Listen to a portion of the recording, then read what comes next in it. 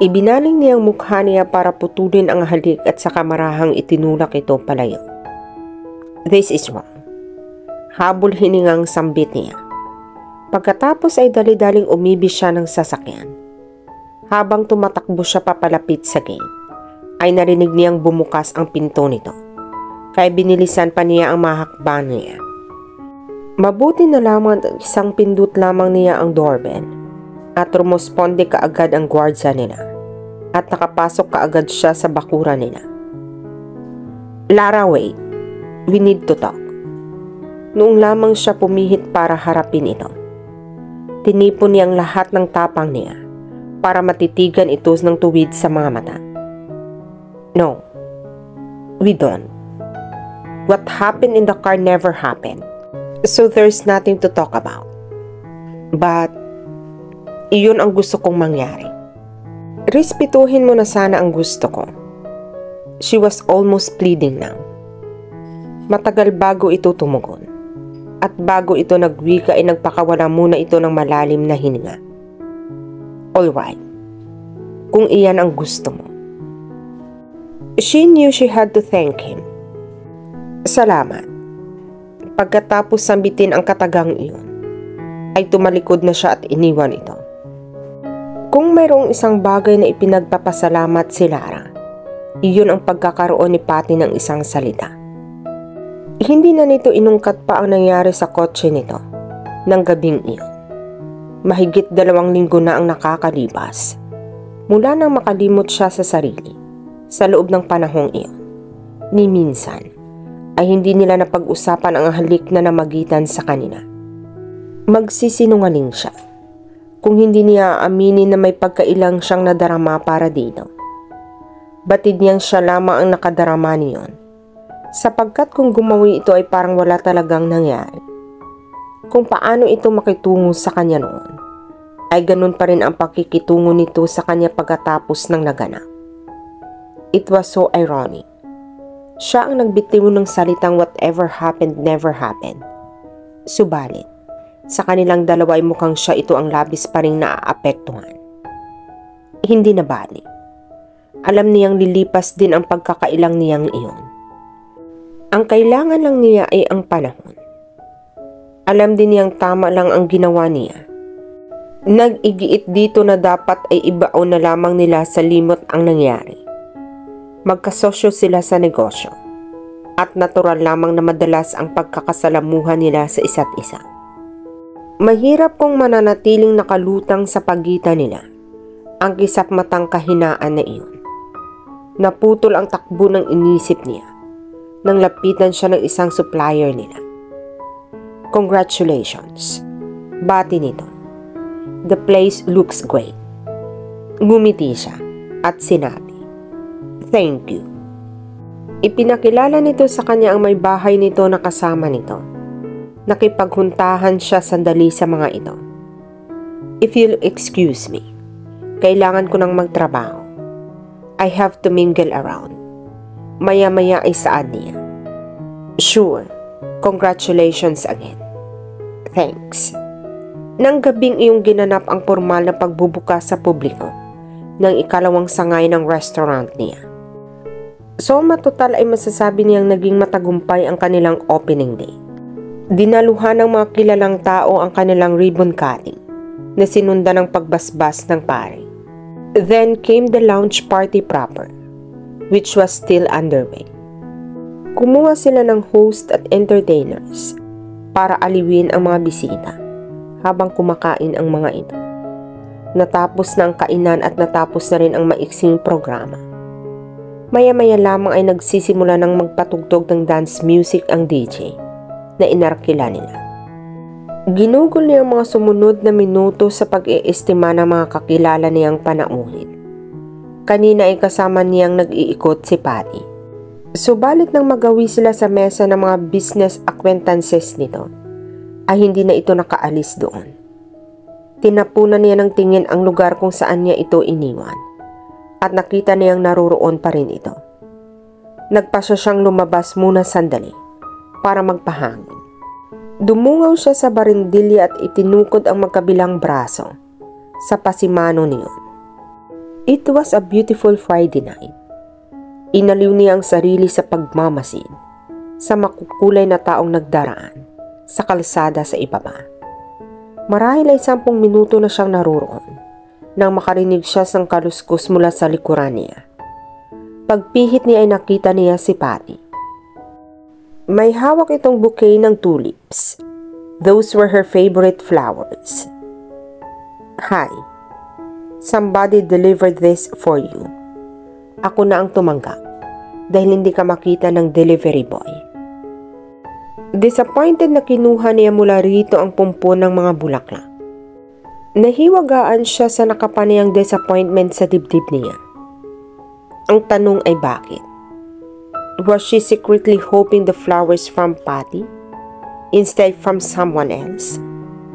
That was a ridiculous thought. Thanks, aniya. Binasa niya ang nakalakip na tarheta ng bulaklak. Simple lang ang mensahe niyon. It read, "Congratulations, baby Kay. I'm so proud of you." And was signed with letter D. Payakman ang nakasulat. Ay nakilala kaagad niya kung sino ang nagpadala sa kanya ng bouquet. At iyon ay walang iba, kundi ang kanyang ama. Baby Cake ang pet name nito sa kanya noong maliit pa siya. And the letter D stood for Daddy. Who's it from? An admirer perhaps? Ani ni Patty. Wala nang ikinunot pa ang noo nito. Nagkibit balikat lamang si Lara. Bilang tugon at pagkatapos ay iniba niya ang takbo ng usapan. Mabuti at natakasan mo rin sa wakas ang mga business acquaintances mo. Oo nga, I'm sorry. I left you at the lunch back there. It's alright. I understand. Alam niya ang saklaw ng tungkulin nito ang negosyo nito, na palaguin ang mga business contacts nito. Umiral ang katahimikan ng mga sumunod na sandali. Tinabihan siya nito, hanggang sa pareho na silang nakatunghay sa kalsada sa ibaba. Nice night. Maya-maya ay pukaw nito sa katahimikan. It is, isn't it? Yes, but you look even nicer. Simple lang ang ayos at suot niya. Avab na ni ang bestida niya. Nayari sa pulang tafeta. Haltered ang disenyo ng itaas niyon at wrap around ang bodies. Hindi ko ito nasabi sa iyo kanina dahil hindi ako makahanap ng tiyempo. Kaya ngayon ko na lang sasabihin. You look beautiful tonight, my partner. Nakaramdam siya ng pag-init sa magkabilang pisngi niya. She was flattered by his compliment. That was for sure. Bumaling ito para sana magpasalamat. Subalit natigilan siya nang makitang matamang nakatuon sa kanya ang mga mata nito. Bigla ay naramdaman niyang kumapal ang hanging nakapalibot sa kanila. For a while, they just stood there staring straight at each other's eyes until the DJ started playing his records. Pumailan lang ang matapis at malamyos na bossa nova music sa paligid nila. Can I have this dance? Patty said in that smooth voice of his. Bago pa niya narindahan ang sarili, ay nakatango na siya rito. Hinawakan nito ang kamay niya. At sa isang kumpas, ay iginiya siyang umikot sa kanyang pwesto. She felt herself twirling like a ballerina. Naramdaman din niyang nagsayaw ang laylayan ng palda niya. Punsod ng ikinilos niya.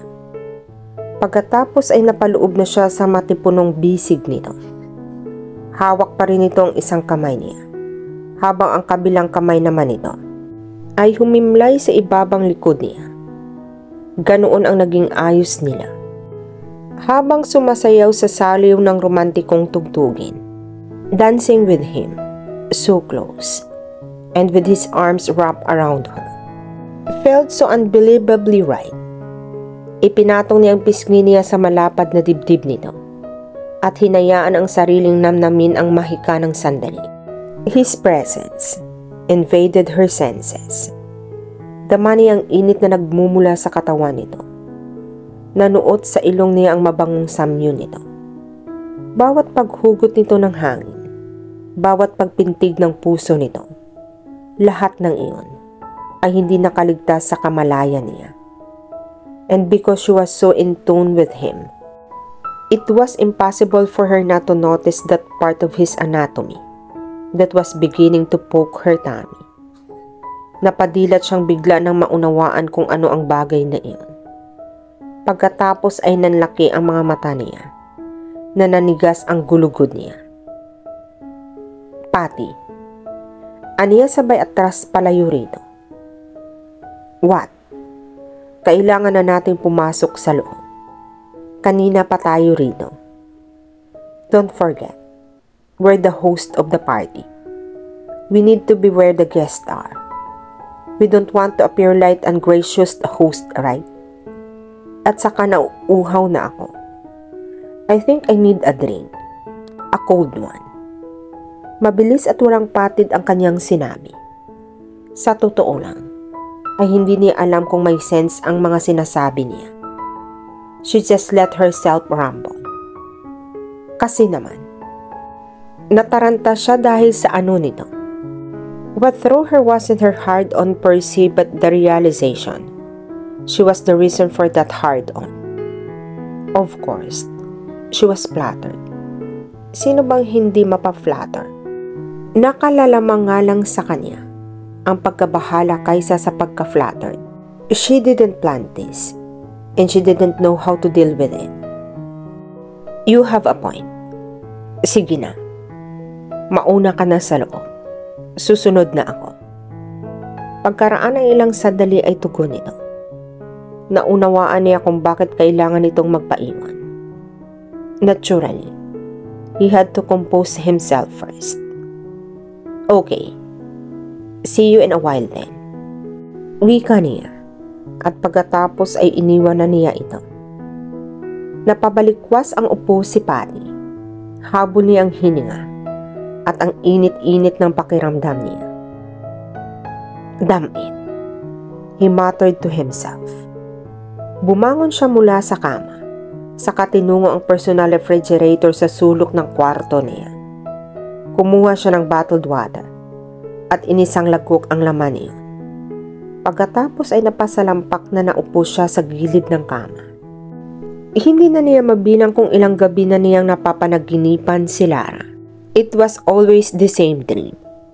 Siya at ito ay magkaulayaw sa kama, sa kanyang office desk, sa pool, at kung saan-saan pa.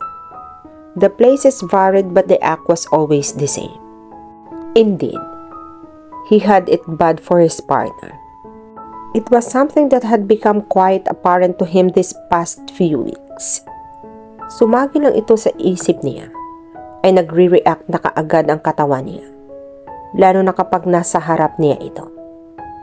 Naiinis nga siya sa kanyang sarili. Daig pa niya ang isang teenager na sinasalanta ng adolescence hormone. The worst part was, she was an inch he just could not scratch because she just wouldn't let him. Maihambing niya ito sa isang tanim na makahiya. At tuwing lumalapit siya rito, ay tumutiklop ito. Bakit? Nagsimula na siyang dumiga rito. Mahigit isang buwan na niyang ginawa iyon, pero hindi pa rin siya makapuntos dito. Nakaka-frustrate iyon para sa kanya, dahil hindi siya sanay ng ganoon. Did you find him repulsive? Kung mahina-hina lang ang kumpiyansa niya sa sarili, ay iyon ang iisipin niya. But he knew the problem wasn't with him. It was with her. It didn't take a genius not to realize she had been burned before. Iyon ang dahilan kung bakit mailap at maligalig ito ngayon sa kanya. Ang kaalamang din iyon ang dahilan kung bakit hindi niya magawang madaliin ito. He knew she was needed time. He wasn't the most patient man in the world. But if waiting was the only way he could have her, then he was willing to wait. He really wanted her like he had never wanted anything else in his life. He just had to have her. That was a first for him. Na-obsess na yata siya rito. Maybe she was a witch and she was cast a spell on him. Lihim siyang napangiwi sa naisip. Right. That was real smart. At dito na po nagtatapos ang part 7 ng ating kwento. Sabay-sabay po nating abangan ang susunod na kabanata. Be good, be safe, and God bless po everyone.